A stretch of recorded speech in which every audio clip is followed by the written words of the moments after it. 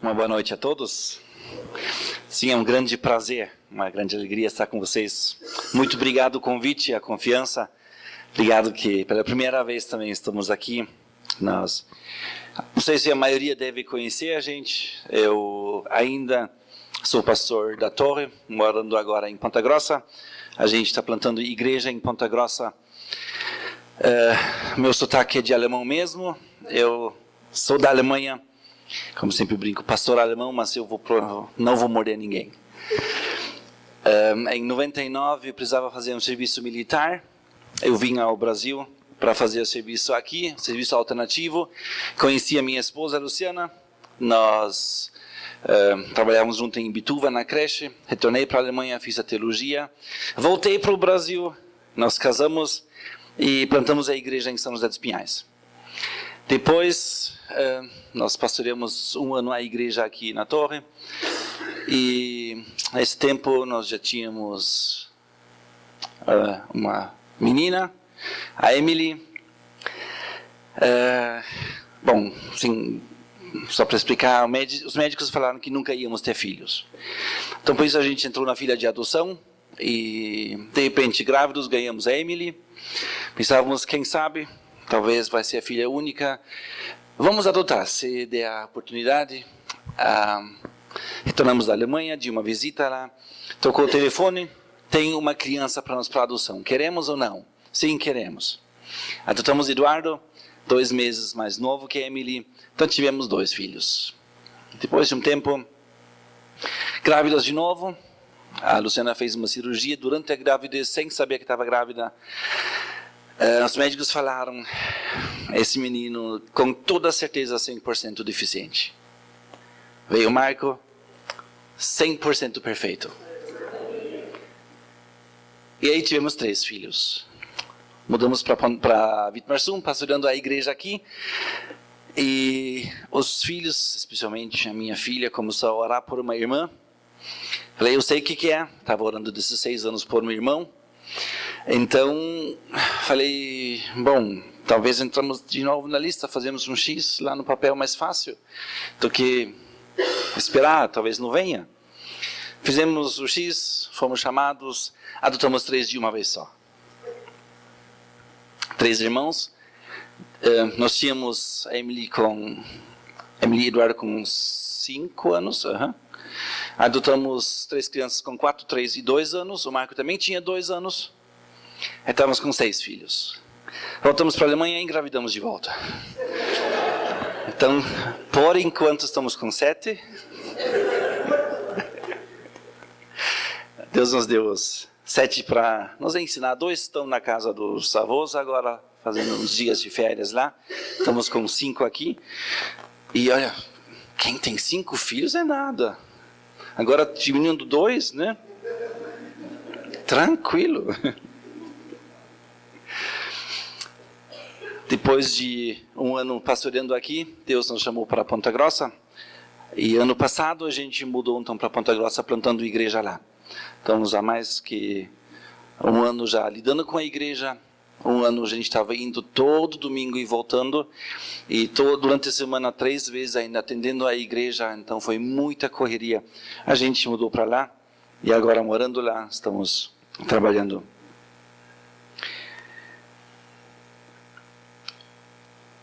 Não sei se vocês se lembram ainda de alguma coisa chamado cartas.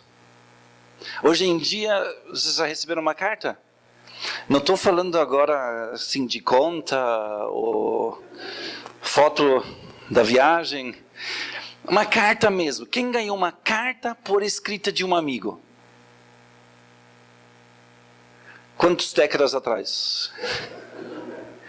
Hoje em dia, difícil, né? Hoje é e-mail ou WhatsApp. Ninguém manda mais uma carta. É muito demorado. Meus pais moram na Alemanha e me lembro, na época, quando eu vim em 99, já tinha fax. Fax se apagava depois de um tempo, então ainda eram as cartas. Hoje em dia tem que ser tudo rápido, tem que ser para já. A gente manda e espere que aquele ganchinho se torne azul. É para já, para já. Se não responde em 20 segundos, eu ligo. Antigamente tinha as cartas ainda. E as cartas que eram mandadas tinham grande valor. Ainda na época quando a Bíblia se formou, o Novo Testamento, as cartas que as pessoas receberam, eles leram, guardaram e também deram para os outros a ler. Aí eles compartilharam, olha aqui as notícias, olha o que aconteceu, olha o que estão escrevendo para nós. Eles guardaram essas cartas, inclusive algumas foram encontradas ainda. E essas cartas mais tarde se tornaram a Bíblia que nós temos. Não todas as cartas que circularam, mas cartas bem importantes. Eu gostaria de olhar para vocês uma carta hoje. Uma carta completa, mas uma carta que tem uma questão interessante. O autor é interessante. Nós temos cartas que o Paulo escreveu, e são bastante cartas. Nós temos cartas que Pedro escreveu. Nós temos cartas que João escreveu.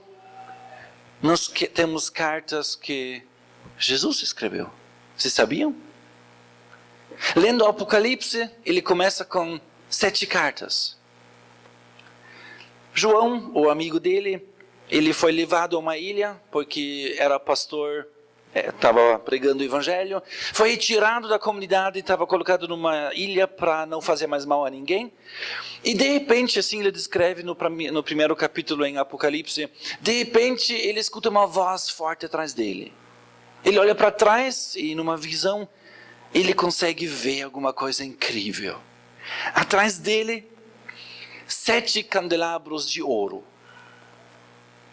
E no meio deles andando alguém parecido com um ser humano. Na mão direita, 7 estrelas.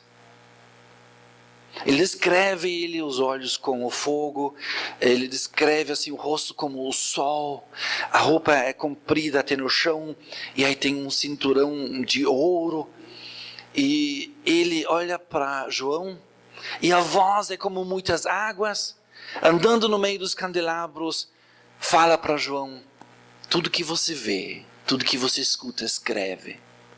São 7 cartas que você vai mandar para 7 igrejas. Ele dá 7 nomes. Primeiro capítulo vocês conseguem ler tudo certinho.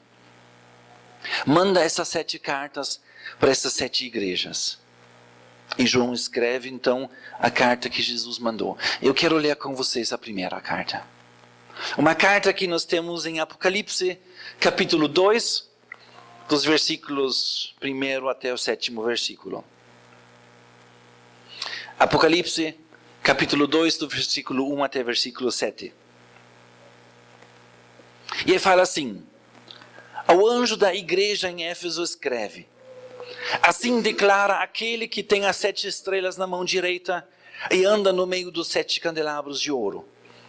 Conheço as tuas obras, tanto o teu trabalho árduo como a tua perseverança, e que não podes tolerar pessoas más, e que puseste à prova aqueles que a si mesmos se declaram apóstolos, mas não são. Se descobriste que eram impostores. Tens perseverado e suportado os sofrimentos de toda espécie por causa do meu nome, e não te deixaste desfalecer. Entretanto, tenho contra ti o fato de que abandonaste o teu primeiro amor. Recorda-te, pois, de onde caíste, arrepende-te e volta à prática das primeiras obras. Porquanto se não te arrependeres, em breve virei contra ti e tirarei o teu candelabro do seu lugar. Tens contudo a teu favor que odeias as práticas dos nicolaítas, as quais eu também odeio. Quem tem ouvidos, compreende o que o Espírito declara às igrejas. Ao vencedor darei o direito de comer da árvore da vida que está no paraíso de Deus. Uma carta muito pessoal e uma carta para uma igreja. A igreja em Éfeso era uma igreja grande. Paulo, que plantou essa igreja e cuidou dessa igreja, o João mesmo, que escreveu o Apocalipse, era pastor dessa igreja mais tarde. Era uma igreja bem conhecida, numa cidade bem grande. A cidade era portuária, tinha várias pessoas nessa cidade. Era o lar do procônsul romano, quer dizer, a autoridade dos romanos estava habitando nessa cidade. essa cidade tinha mais ou menos 250 mil habitantes. Ponta Grossa tem 350 mil. Então, um pouco menos que Ponta Grossa. Tamanho da cidade Éfeso. Na cidade a cidade era dedicada ao César. César não era o nome, César é um título. Não era um rei, César é um pouco mais. Nos romanos, o César era autoridade em todos os aspectos, inclusive religiosos. Ele era considerado um quase Deus. E aquele César era Tito Flávio Domiciano. A cidade de Éfeso era dedicado, devoto a esse César Domiciano. Eles tinham muitos trabalhos com ouro, eles tinham trabalhos com artesanatos em favor desse Domiciano. Eles adoraram, eles viveram assim consagrado a ele. Dentro dessa cidade tem uma igreja. Sabemos que a igreja estava firme, a igreja antes já ganhou uma carta muito interessante. Se vocês querem, estudem a carta aos Efésios, que Paulo escreve. Uma carta muito, muito interessante, também com bastante informações. E essa igreja, ao princípio, estava firme. O que nós lemos sobre igreja, eu acho interessante. O que está escrito para essa igreja é uma primeira declaração assim que Jesus faz. Ele fala, olha, essa carta manda aquele que está andando no meio dos candelabros. Os candelabros, eles representam as igrejas, assim fala o versículo 20 do primeiro capítulo. Vou ler rapidinho. No primeiro capítulo de Apocalipse, o versículo 20 fala assim: este é o mistério das 7 estrelas que viste na minha mão direita e dos 7 candelabros de ouro. As estrelas são os anjos das 7 igrejas e os 7 candelabros são as 7 igrejas. Então, aqui a explicação. Jesus, como aquele parecia um ser humano, está andando no meio dos candelabros. Que tranquilidade. Saber que quem está bem próximo é Jesus. Que bom saber que nós não estamos por conta. Ele não plantou uma igreja, não chamou uma igreja a existir e depois os largou. Depois simplesmente deixou eles à vontade. Jesus estava lá e o tempo todo em volta dessas igrejas. Esses candelabros representam o ouro, que é algo de valor, representam a presença de Deus, representam o óleo, a unção para as nações. E no meio deles, Jesus. Jesus servindo as igrejas. Jesus servindo essa igreja em Éfeso. Jesus está presente e com essa primeira visão que João vê, ele consegue identificar e entender. Jesus está ao nosso lado. Nós estamos com Ele, não estamos abandonados. Jesus está com a igreja. E por estar tão junto, Ele se preocupa com a igreja. Mais uma palavra que para mim pessoalmente foi muito interessante. Talvez também é para você. O que Ele tinha na mão direita? As 7 estrelas. Versículo 20 no primeiro capítulo fala: as 7 estrelas são os 7 anjos da igreja. Anjo é um mensageiro. Anjo é alguém que transmite uma mensagem de alguém. As 7 cartas começam com: ao anjo da igreja escreve. O anjo da igreja era o pastor. Aqui ele faz a comparação, assim Jesus trata os líderes da igreja. Chama eles de anjos, mensageiros. Alguém que tem grande valor para Jesus, alguém que simplesmente executa as ordens do Senhor. Não tem muito tempo para discutir, essa fase já pulou, essa já passou. Ele já não está mais nessa discussão como criança pequena. Já cresceu e agora quando o Senhor dá uma ordem, ele vai lá e faz. Mas o que me tranquiliza é: aonde estão essas 7 estrelas? na mão direita. É um lugar seguro onde nós podemos estar. Se Deus nos chama, Ele não nos abandona. Se Deus nos dá uma tarefa a fazer, Ele nos sustenta, Ele nos segura. Na mão direita, Ele segurando nós, vai no meio da igreja. É Ele que cuida das igrejas. Ele nos usa assim, mas é Ele que se preocupa. E é Ele que nos dá sustento. Nós nas mãos do Senhor podemos ficar tranquilos. E por Ele andar tão próximo com a igreja, Ele conhece a igreja. Não sei se dá medo saber isso, né? Porque Ele sabe tudo. Quando era criança, ouvimos muito aquela canção, cuidado, olhinho que vês. Sim, Deus sempre era aquele Deus brabo, com a espada na mão, esperando você fazer um erro. E se errar, ai de você. E nós cantando na escolinha, cuidado, olhinho que vês. Cuidado, mãozinho que pegas. E assim adiante, né? E eu também fui descobrindo Deus e conhecendo Ele um pouco mais. Não é bem isso. Não é essa figura que foi transmitido. Não é um Deus que espera o momento em que pode descer a ira dele para acabar com você. Nem um pouquinho. Nem um pouquinho. É um pai que olha com um olhar de grande amor. Um pai que chama e fala, vem. Estou esperando por você. Mas nós muitas vezes não corremos. Mas por nos conhecer, Ele também sabe o que nós fazemos errado, que não. Um dia eu fiz alguma coisa errada em casa. Era bem menor ainda. E meu pai chegava sempre 2 horas do trabalho. Eu voltando antes já da escola. 2 horas, então sempre perguntando, mãe, já está 2 horas, mãe, já posso ir? Até que a mãe falou, pode ir agora. Aí correndo para fora, abriu o portão esperando o pai. Certo dia tinha aprontado em casa. A mãe falou, espere teu pai chegar. Aonde eu estava 2 horas? No meu quarto. A mãe chamando, pode abrir o portão? Não escutei nada. O pai chegou, parou o carro, abriu o portão, entrou, estranhando. Depois foi na mesa, a mãe chamando, vem almoçar. Eu estava com fome.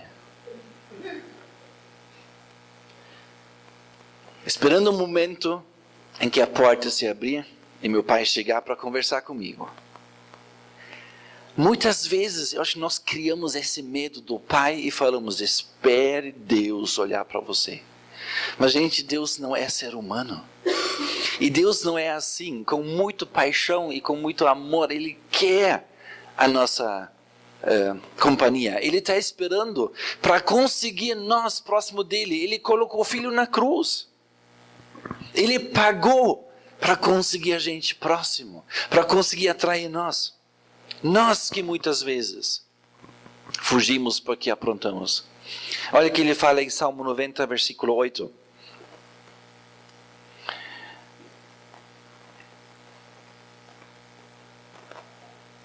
Salmo 90, versículo 8.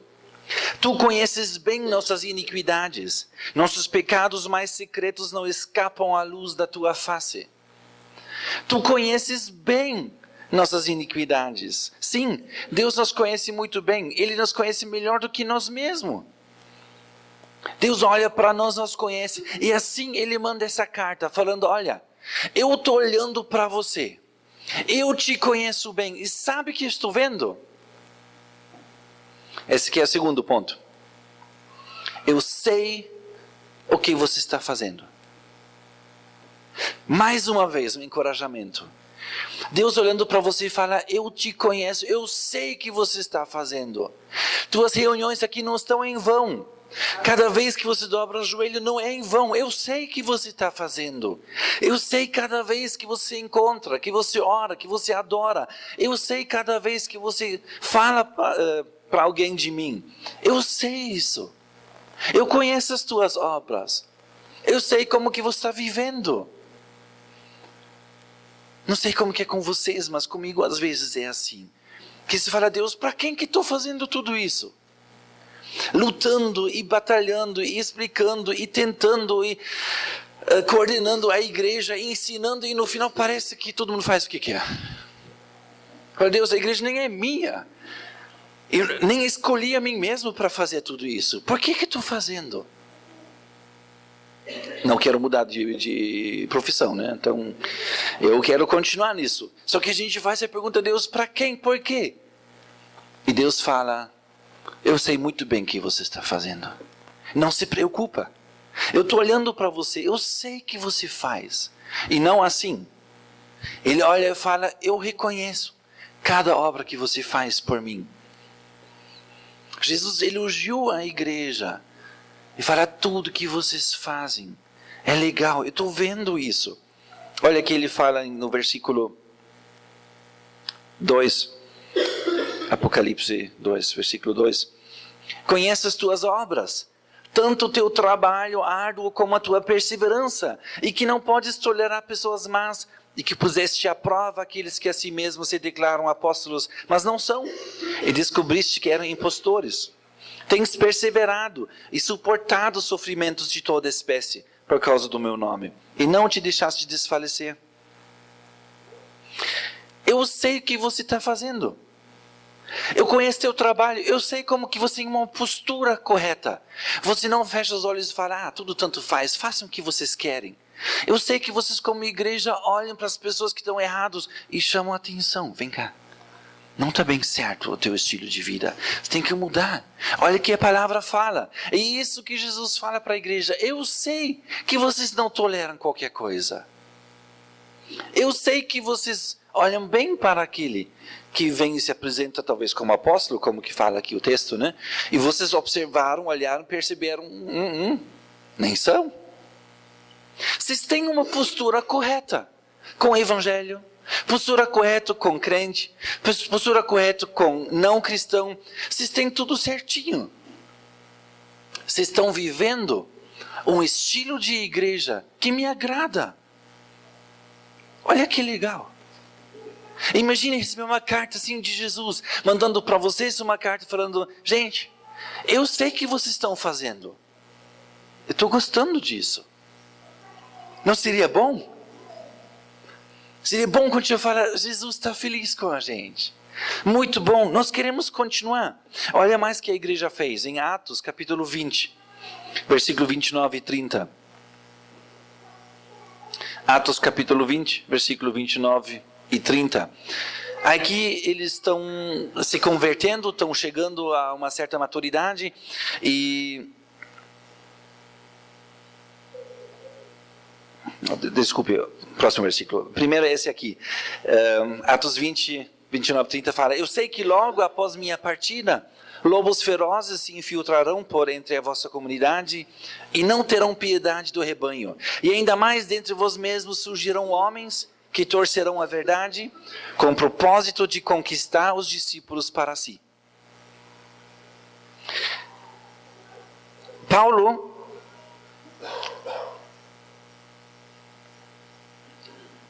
quando ele se despedia das igrejas, e foi esse encontro aqui em Mileto, ele chama os pastores, também de Éfesos, e fala para eles, gente, cuidado. Vão ver pessoas que vão se infiltrar, que vão levar você para o caminho errado, que vão fazer as coisas tortas, e que querem ganhar discípulos para si mesmo. Agora, em Apocalipse, a carta fala, eu sei como que vocês trataram eles, de forma certa, não aceitando. Paulo manda uma carta de advertência falando, cuidado, vão vir. Jesus manda uma carta falando, cuidaram bem, fizeram certo. A igreja, ela estava fazendo as coisas corretas. Ela estava servindo como igreja, assim como que Deus queria. Mas a carta não termina aqui. Doutrina certa, disciplina certa, igreja certa. Agora vem a palavra com 3 letras que pode mudar tudo, né? Mas. Eu tenho uma coisa contra vocês. Eu tenho uma coisa que não me agrada. Vocês não me amam mais. Quando eu li essa carta, parecia assim que se levava uma tapa. Um tapa, né? Parecia que levava um tapa. Tudo bonitinho, tudo bem, tudo perfeito, nós somos bons, pá, mas você não me ama mais. Aí olho para Deus e falo, Deus, o que o Senhor quer? Os nossos cultos são cheios. Nosso louvor é muito espiritual, muito legal. O Senhor falou que gostou. O trabalho está legal, a gente não aceita pecado, a gente repreende os que estão errados, a gente conquista pessoas novas. O Senhor falou que está gostando. Então, o que quer dizer vocês não me amam mais? Como não? Ensinando a coisa certa? Na verdade, fazendo a coisa certa. Como não te amamos mais? Olha em Atos 19.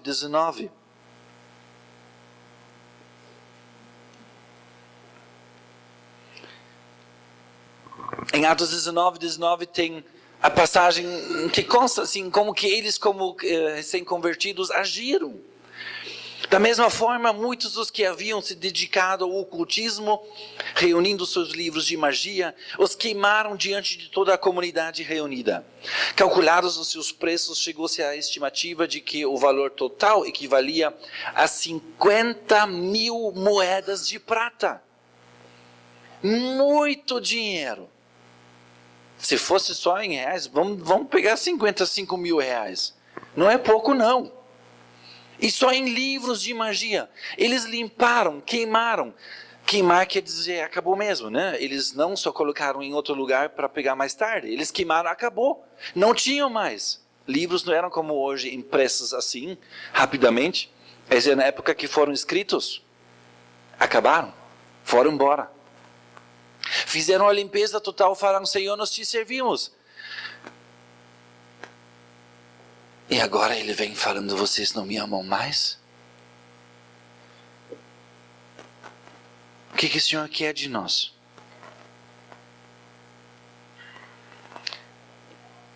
Pedro, que andava junto com Jesus, até o final, teve um momento difícil em que ele estava vendo Jesus sendo levado para a cruz. Ele não queria abandonar, mas também não queria ficar do lado. Ele estava com certos medos. Ele ficava naquela fogueira se aquecendo até que alguém perguntou, você não estava com ele? Não, eu nunca estava com ele. Nem conheço aquele homem. Negando Jesus. Falando, não, esse Jesus eu não conheço. Logo depois Jesus passa, olha para o Pedro e aquele olhar, não foi aquele, eu vou te matar, não foi esse olhar. Foi um olhar de Pedro, mesmo assim, eu te amo. Daqui Jesus foi para frente e logo em seguida estava na cruz. Vocês conseguem imaginar o coração do Pedro? Tinha negado Jesus. Não tinha nem tempo para falar, Jesus, me perdoe, desculpa. Não tinha tempo, Jesus já estava na cruz. 3 dias depois, Jesus ressuscitou. E a Bíblia comenta que Jesus teve um encontro com Pedro. E num outro encontro, um pouco mais para frente, junto com os outros, em João, capítulo 21. ele faz uma pergunta, em versículo 16. Jesus mesmo sentado com com Pedro, conversando com ele, ele faz uma pergunta a ele. João 21, versículo 16. Outra vez Jesus lhe perguntou: Simão, filho de João, tu me amas? Ele afirmou: sim, Senhor, tu sabes que te amo. Jesus lhe confiou: pastorei as minhas ovelhas.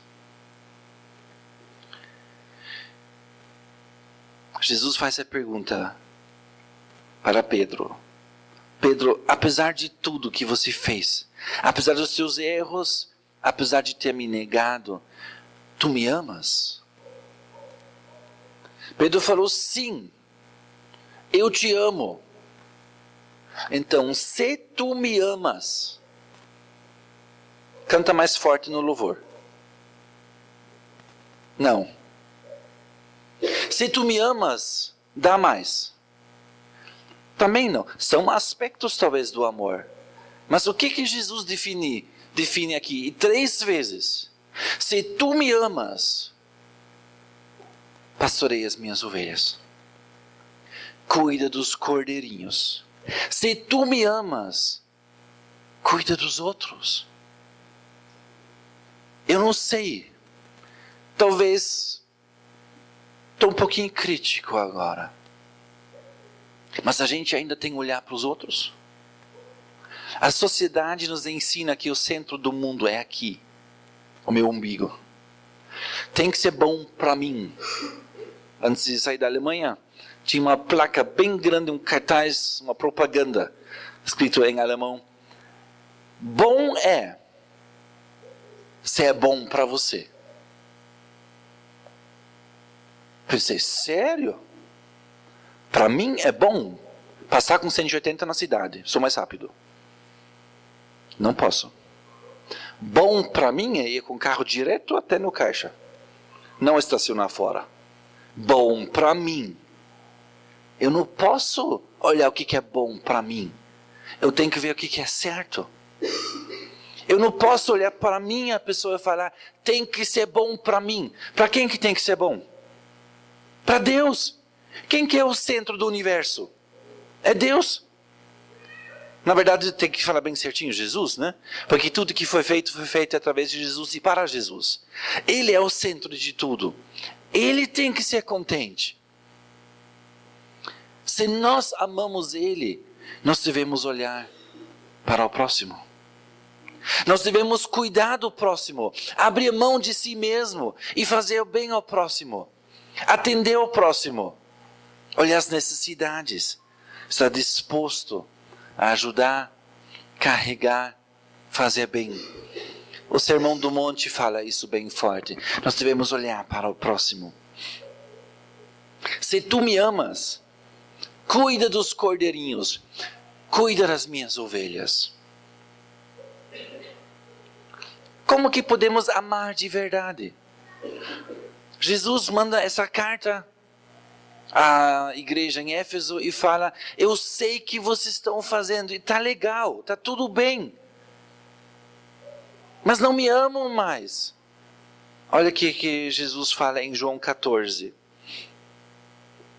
João 14, versículo 21 e versículo 23. Aquele que tem os meus mandamentos e obedece a eles, esse é o que me ama. E aquele que me ama será amado por meu Pai. E eu também o amarei e me revelarei a ele. 23. Jesus respondeu-lhe: se alguém me ama, obedecerá a minha palavra. E meu Pai o amará. E nós viremos até ele e faremos nele nosso lar. Se alguém me ama, obedece os meus mandamentos. E aquele que me ama, eu também amo.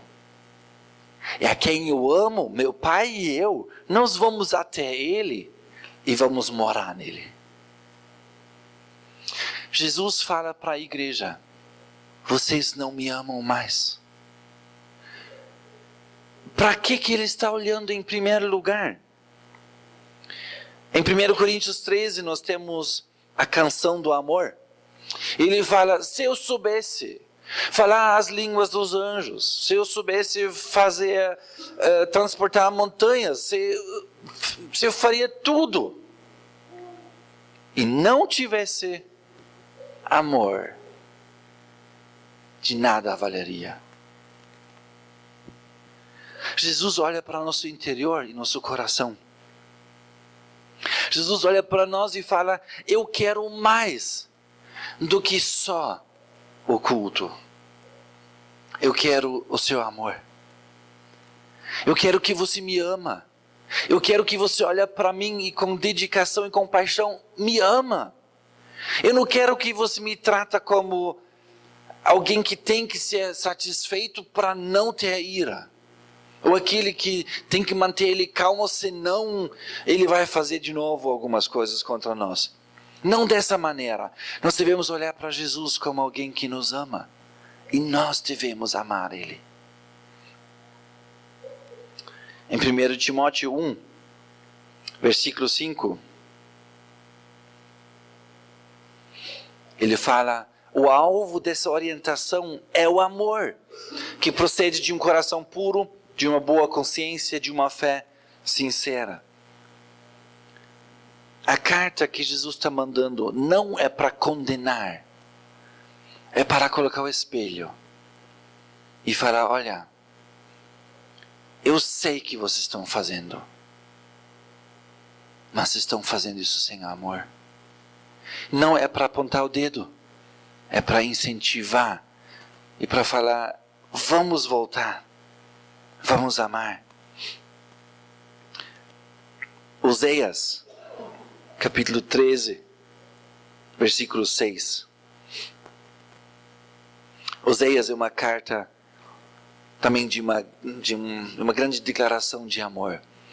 Quando eu estudei essa carta, eu estava fazendo uma viagem no Canadá, uma viagem missionária, e lendo essa carta todo dia, estudando um pouquinho mais, olhando para Deus e como que Israel estava tratando Deus. A um certo ponto Deus fala, sabe, eu estou olhando, correndo atrás de vocês, estou tentando, me esforçando, vocês não querem. Sabe o que eu vou fazer? Acabar com vocês. Chega. Eu não vou mais fazer essa brincadeira de querem, não querem. Para mim, acabou. Eu vou cortar vocês, jogar vocês fora e acabou. E eu lendo a carta, falei, sim. Esse é um Deus. Falei em oração, Deus, agora sim. Agora é um Deus grande. Não deixa que as pessoas façam com o Senhor o que querem. O Senhor é muito bom. Aqueles que não querem, fora. Muito bom. Vem capítulo 13. No outro dia. Deus fala, sabe o que? Não vou fazer não. Eu vou pegar você no meu colo. Vou abraçar você com meu amor. Vou te amar mais do que antes. Vou te perdoar. Vou te edificar. E vou te abençoar. Eu fechei a Bíblia. Eu falei, Deus, ontem o Senhor estava tão grande. Hoje não sei mais, não. Por que o Senhor é assim? Falei, não gostei.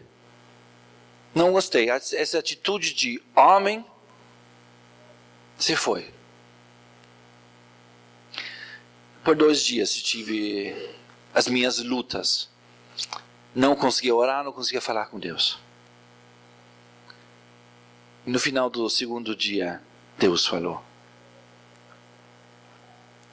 Ele falou, sabe, Vili, eu sou assim. Aquele que vem a mim, jamais vai ser mandado embora. Aquele que erra, quando confessa seu pecado, eu perdoo. Eu amo porque eu sou amor. Eu não consigo ser diferente. E essa dureza é ser humano, mas não divino. Entender o coração de Deus me ajudou muito. E aí mudou essa minha visão. Não é aquele Deus que procura ser ruim. É aquele Deus que ama e vai perdoar. Não que você pode fazer o que quiser, não. mas você pode contar com um Deus que é grande.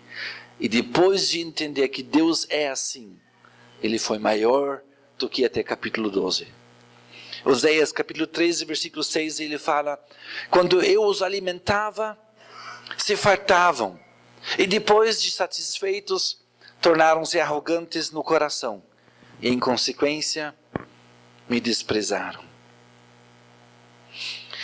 Esse é um medo que eu tenho ainda. Será que nós estamos vivendo bem demais? Quando nós tínhamos um carro velho, cada vez que viramos a chave, antes a gente orava: Deus, deixa ele pegar hoje. Conhecem isso? Alguém ora hoje ainda?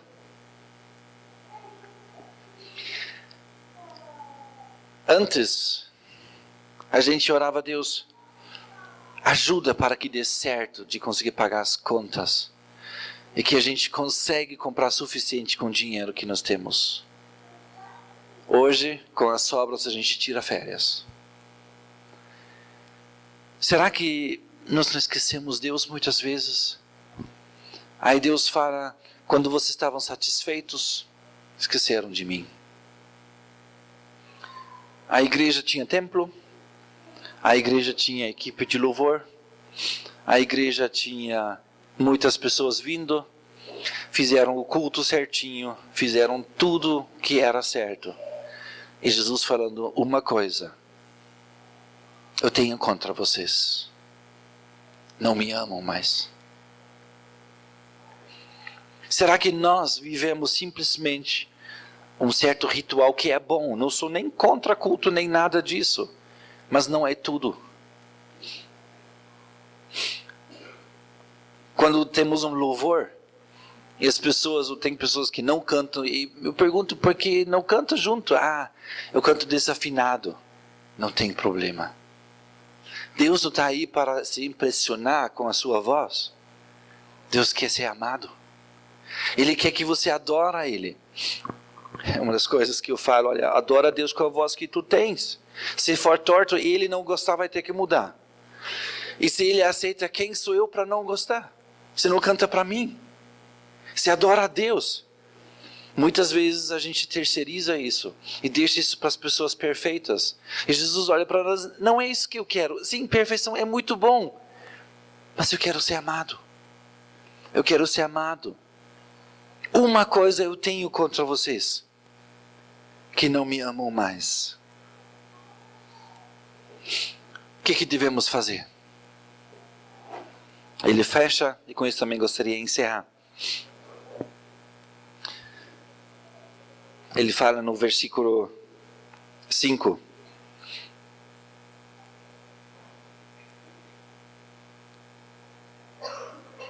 Recorda-te, pois, de onde caíste. Arrepende-te e volta à prática das primeiras obras. Arrependa-te. Recorda-te aonde você caiu. Pare um momento agora. Olha para trás. Em que momento você talvez confiou em si, em sua força? Em que momento que deixou de amar a Jesus? Recorda-te de onde caíste. Arrepende-te e volta. A Aline Barros canta aquela canção: eu quero voltar ao primeiro amor. Voltar a te amar como amei no início, com toda a dedicação. Eu quero te amar. O que mais me assustou nesse versículo, ele fala: recorda-te, pois, de onde caíste, arrepende-te e volta. Senão, eu vou derrubar o candelabro. Sabe o que isso quer dizer? Jesus vai tirar a igreja. Pode até continuar fazendo culto à vontade. Pode até fazer cerimônias, pode fazer os encontros à vontade. Mas Jesus fala: o meu grupo não está mais. Só por causa do amor? Sim. Só por causa do amor.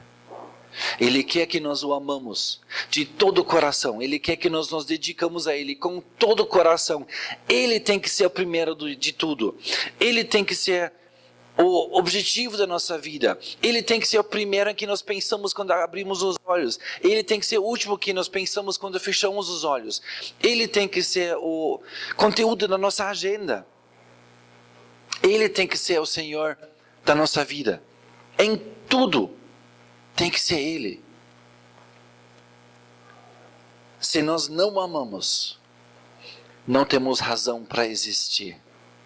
Se nós como igreja não amamos Jesus, não tem razão para existir. Uma igreja sem amar Jesus vai ser abandonado por Ele.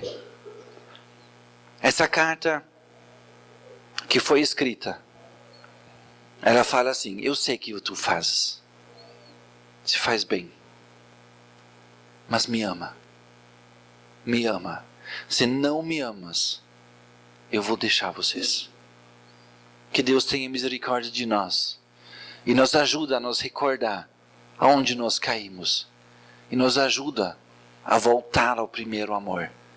Ajude a viver a vontade dEle e vibrar amando Jesus sobre todas essas coisas.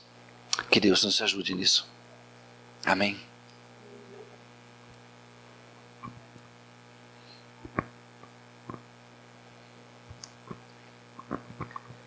Você recebe essa palavra no seu coração, queridos?